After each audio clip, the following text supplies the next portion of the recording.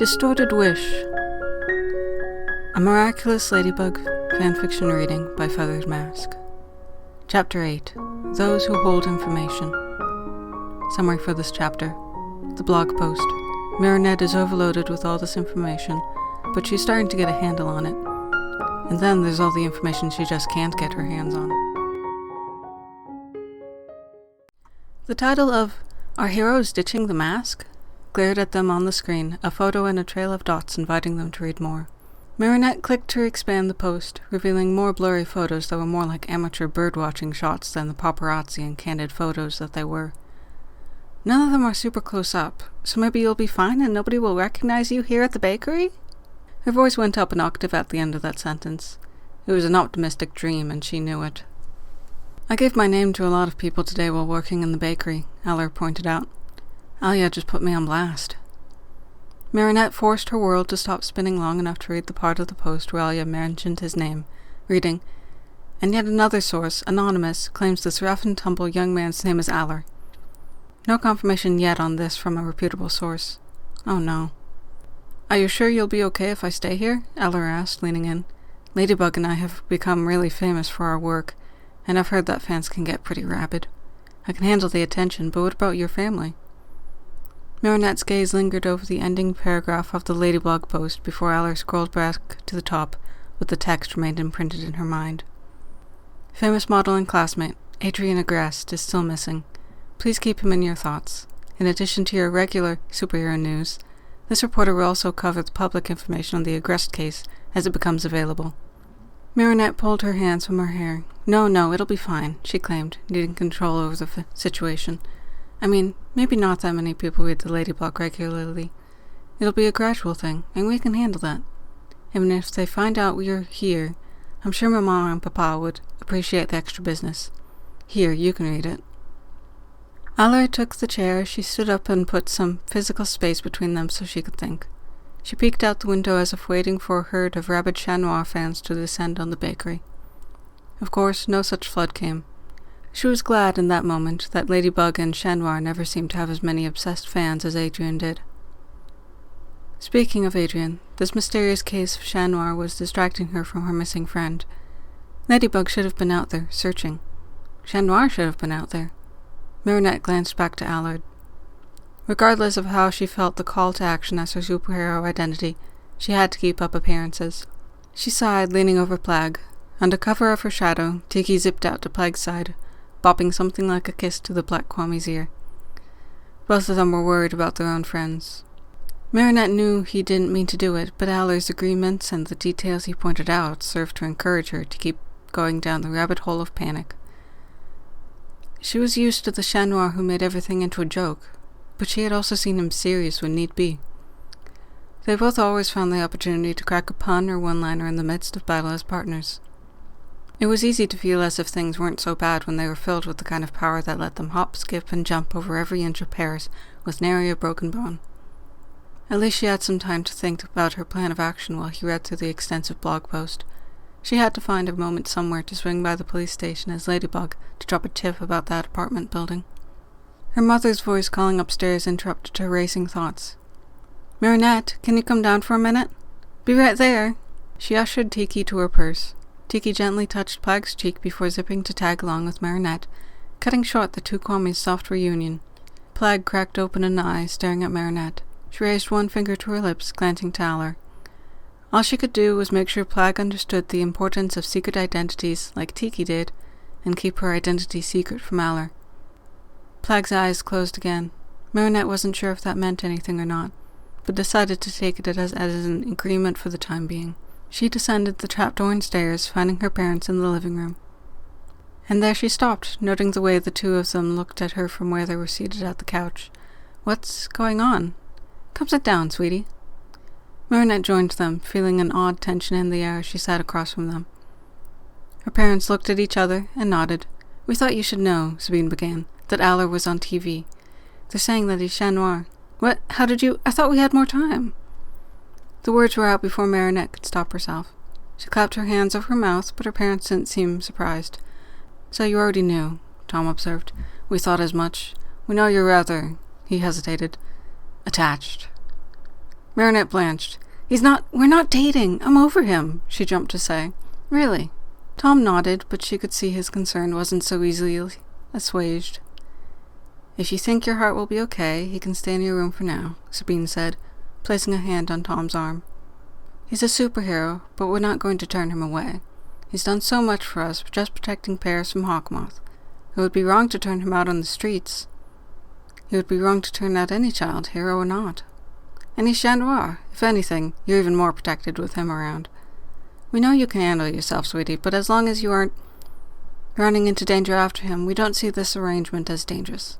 Just be careful not to spread any rumors or information about him. He deserves his privacy like any of us, public figure or not. It sounds as if you've been doing a good job with that already. Marinette forced a smile, the conversation unexpectedly going much better than expected. She had already been keeping secrets about Paris's heroes for much longer than the time Aller had been staying with them. Tom nodded.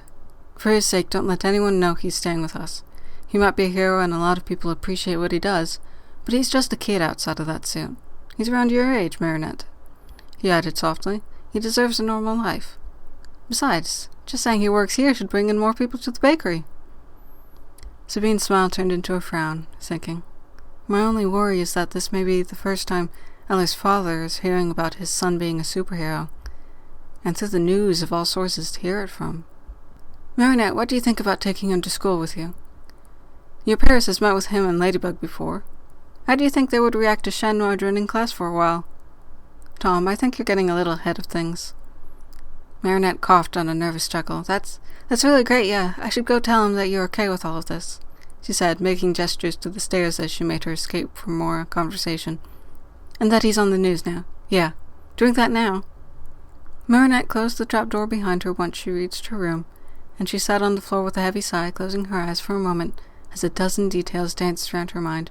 The TV, the bakery, the school, her parents. Everything all right, princess?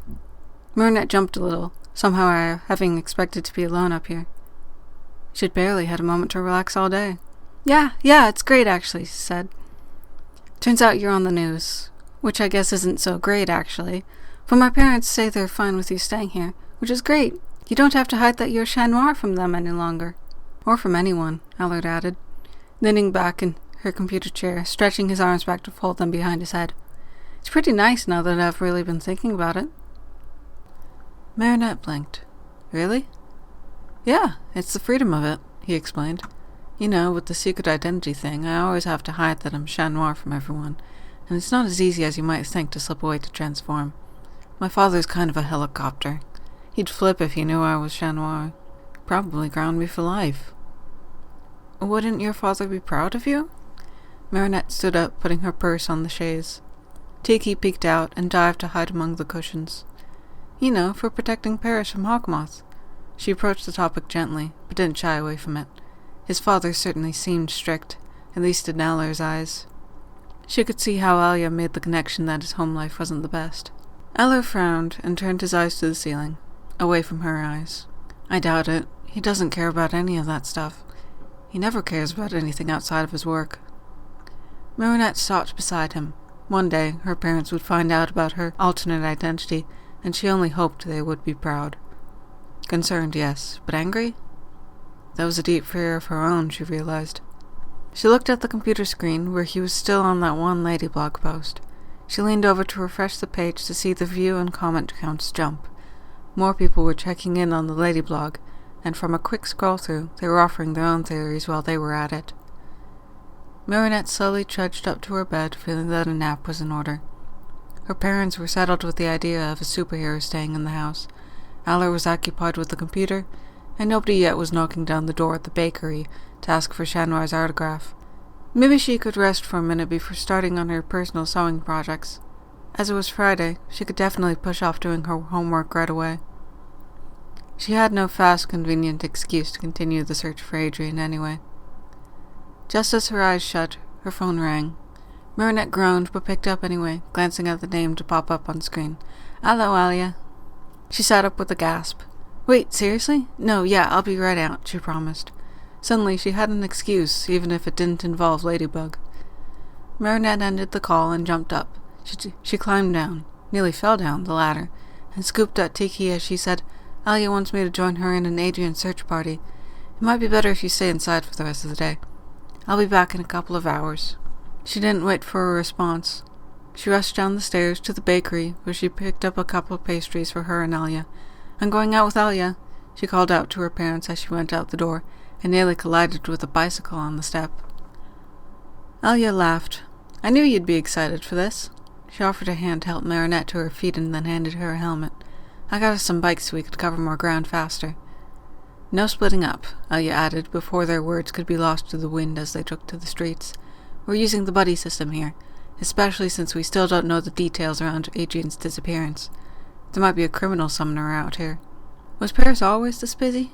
Marinette was used to Paris and its influx of tourists and students studying abroad in the summer and winter, but trying to find one person in the crowds made her painfully aware of just how many people were in the city at this time of year.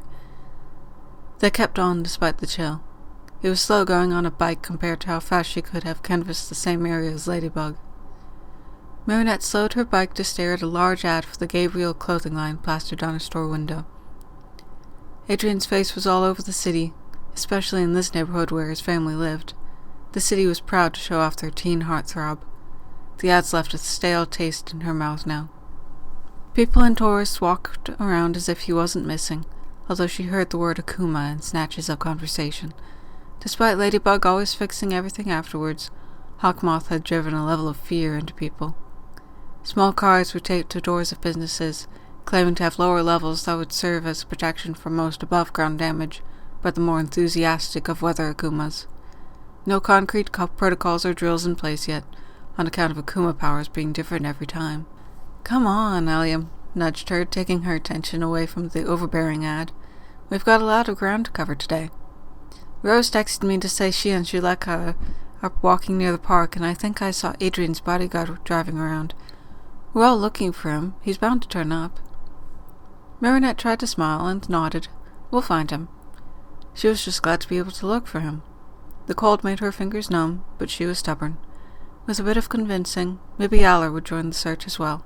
She pumped the pedals to catch up, speeding past Alia and along the street, her eyes peeled for any glimpse. "Hey, hold up a minute." Marinette slowed and put her foot down as her bike came to a stop at Alia's voice. She looked back and turned the handles to return to her friend. "Yeah?" "Over here," Alia said, pointing down the road. "See that? I bet they're on the case." Marinette nudged her bike and leaned forward, trying to spot what Alia was talking about. It took her a minute before she realized she was talking about the police car parked at the side of the road. Roger stood beside his police car, chatting with another man who she didn't recognize.